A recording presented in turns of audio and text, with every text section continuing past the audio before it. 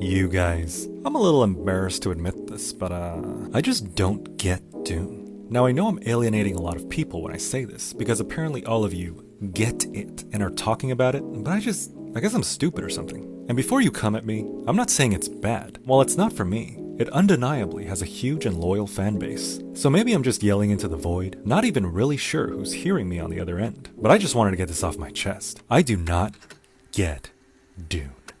So I'm trying to figure out why I'm like this, right? The thing about Dune most people say is that it's slow. I'm not against slow movies. I've watched my fair share. Couldn't name any for you, but I've seen them. The pacing of these movies, though, is slow to the point of torture. Forget the Gom Jabbar. Just show them Dune. Now, I haven't read the books, obviously, so I don't know how pacing came across on the page, but in translating any book for the big screen, you gotta tighten things up and get the people going. Lord of the Rings had some orcs, Ready Player One put in an exciting car chase, Harry Potter got all fast and furious towards the end. Point is, you're making a movie, you gotta keep things rolling. You take place on a desert planet for the whole runtime pretty much. Imagine if the first Star Wars started on Tatooine and just never left. There's only so much sand I can take.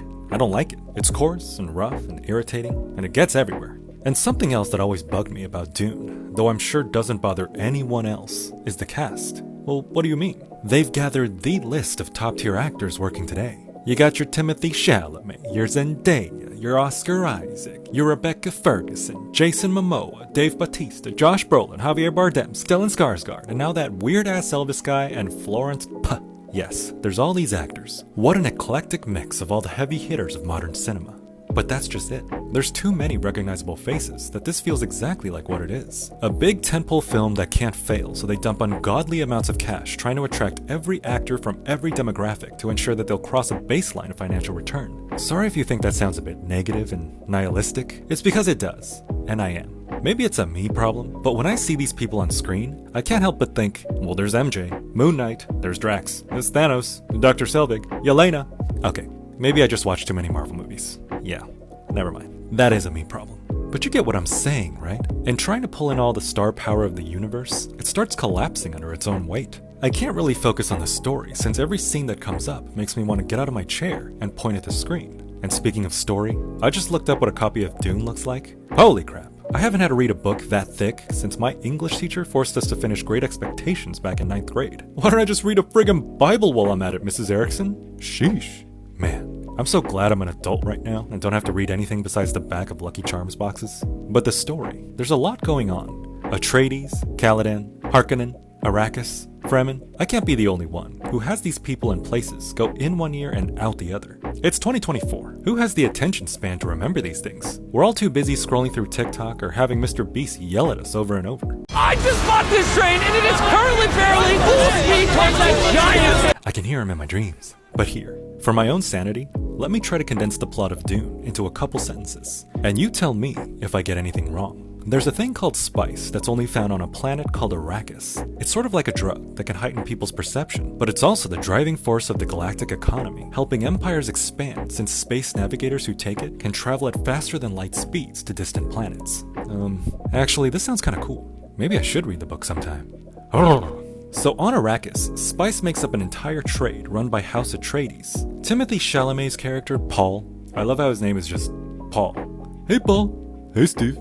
Man, how white can we get? There's a whole power struggle to overthrow House Atreides, and once that happens, Paul is exiled and finds himself joining the Fremen, the natives of Arrakis. And there, he finally meets the girl he's been dreaming about, Chani. Played by Zendaya being serious, which, can't get behind. Don't get me wrong, she's a great actress, but she's too ubiquitous as a goofball that I can't see her in this role, really. I mean, just look at her dressing up as C-3PO in this press junket. She's got a strange sense of humor. All this is in Dune Part 1, and even though I didn't get through it in one sitting, I do remember that much. I will say though, that the world building in these movies is pretty commendable. What else can you expect from Denis Villeneuve?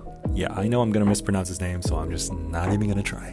Who's brought us such vivid and striking imagery from movies like Arrival and Blade Runner 2049. The man knows how to create atmosphere. In today's landscape, you'd think a director would just film everything against green screen or the volume. But not this guy. His ass is actually out in the desert getting these shots, along with the cinematographer, Greg Fraser, who did movies like Rogue One, The Batman, and the most recent Creator. This duo knows what they're doing. As a lover of movies and imagining the worlds they can take us to, Dune does a great job of transporting me to alien planets. And if we're talking about alien planets, we gotta talk about these guys. It's funny how a huge part of the discourse around part 2 is that frigging popcorn bucket I've been seeing everywhere. That is disgusting.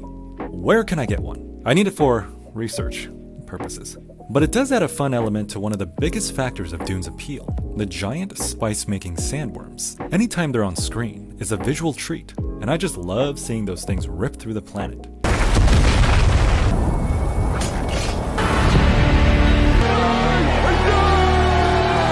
Hell yeah! Ride that worm, Paul! Yeah, see, Paul just isn't it. And speaking of visual effects, D-Nig was responsible for most of the memorable shots. Filming real helicopters first for reference and dust kick-up, then replacing them with the ornithopters, this expansive set extension, and this holographic tree that Paul walks through. It's great that they filmed as much as they could in camera, only going CG when they absolutely had to. It all led to them using sand-colored screens, which blended with the environment much better than the commonly used blue or green screens. Actors could be immersed in their scenes without worrying about these usual filmmaking distractions. So in terms of the look and feel of the movie, they absolutely nailed it. These worlds feel lived in, and the ways that they were enhanced in post-production gave it all a sense of realism and scale.